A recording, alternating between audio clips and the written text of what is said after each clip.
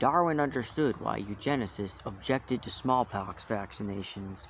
Quote, "There is a reason to believe that vaccinations that preserve thousands who from a weak constitution would formerly have succumbed to smallpox," he wrote in The Descent of Man.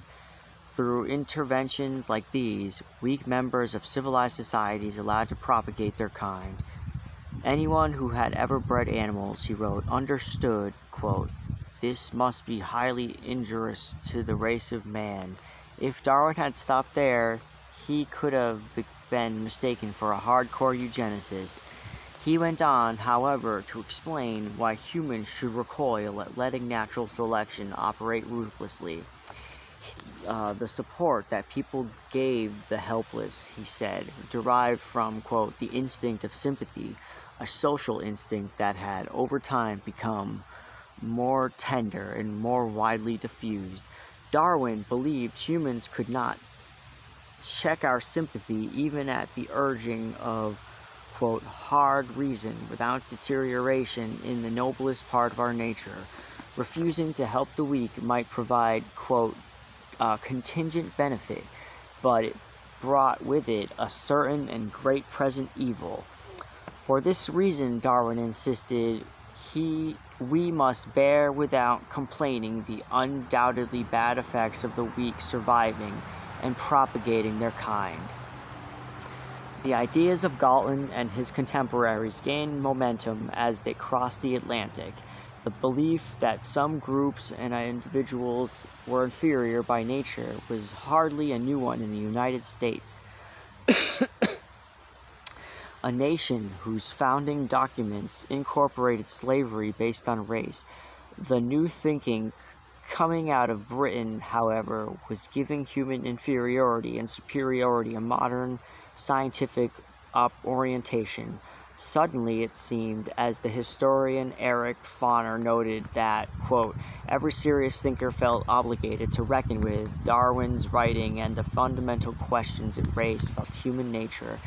In the United States, this reckoning was being done not through grand theories, but through empirical, fact-based research.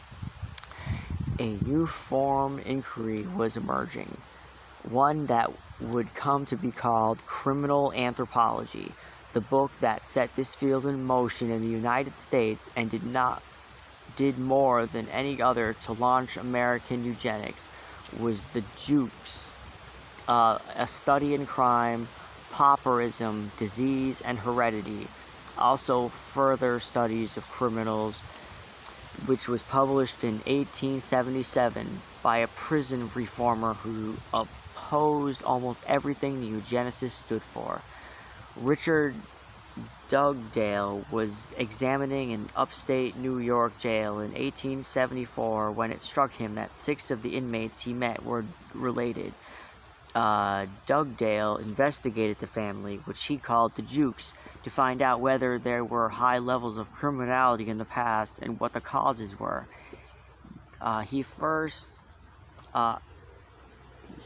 He looked back 5 generations and discovered that 709 people he identified, more than half were criminals or prostitutes.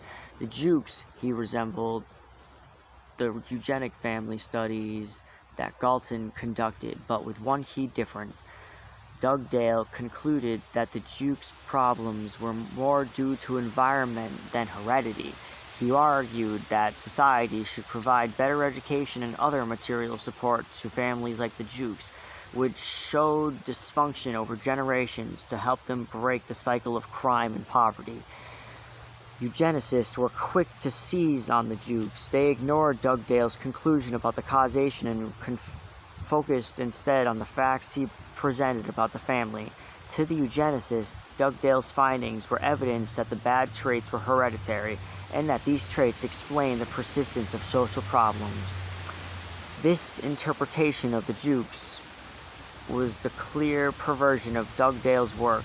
When the book was published after Dugdale's death, the sociologist who wrote the introduction lamented that the impression quite generally prevails that the Jukes is a thoroughly going demonstration of hereditary criminality.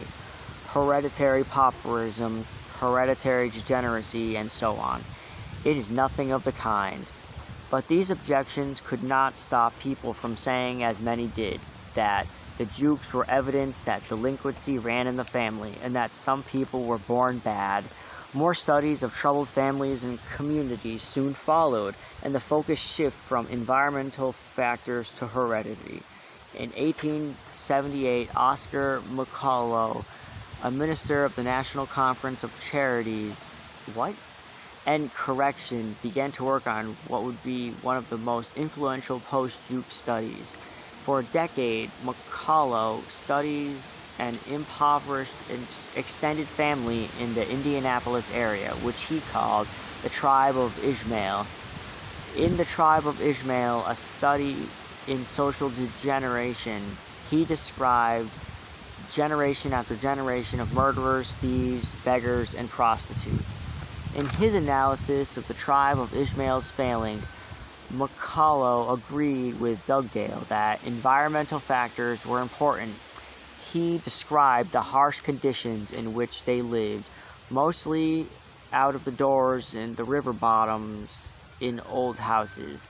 He believed the family's situation would be improved by changing surroundings, and he advocated taking its children away and raising them under better conditions. That's a bit of a gray zone, don't you think? Jeez.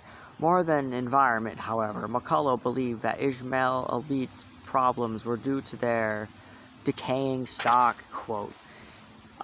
He urged his fellow reformers and philanthropists to stop trying to alleviate the poverty of people like Ishmaelites. Their hereditary flaws were so serious, he argued, that the government and private aid that was directed to them by, quote, the benevolent public did not cure their generally diseased condition.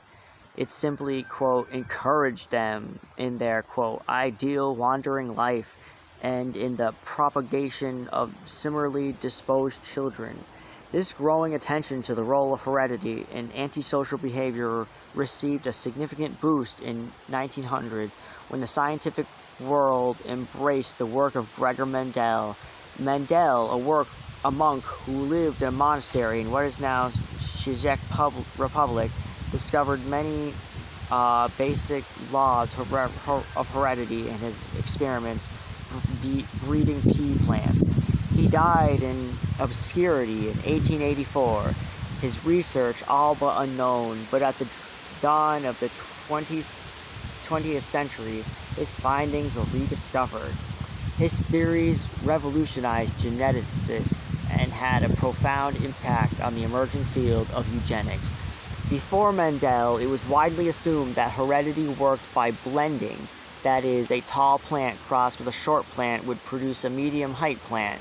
Mendel found instead that when he crossed peas, one trait dominated.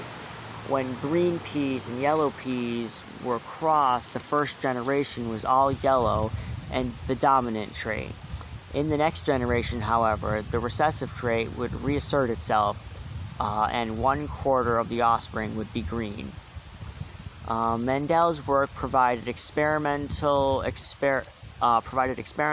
precision, quantitative analysis, and certitude in the field that had so far been marked by mere speculation. This new science of heredity was precisely what the eugenicists were looking for. Eugenics argued that positive and negative traits were passed down from generation to generation, and with Mendel's pea plants, Galton and his followers now had, so they believed, a scientific basis for saying so. The eugenicists argued that just like traits such as height and color in a pea plant, or blood type and color blindness in humans, the physical and mental qualities they focused on were inherited in predictable patterns. They created elaborate pedigrees showing how feeble-mindedness, drunkenness, criminality, and moral degeneracy were inherited within families. In the eugenicist view, Mendel's laws supported their beliefs that if the social defective were prevented from having children, and the highest quality people had more bad traits could be bred out and good traits would proliferate.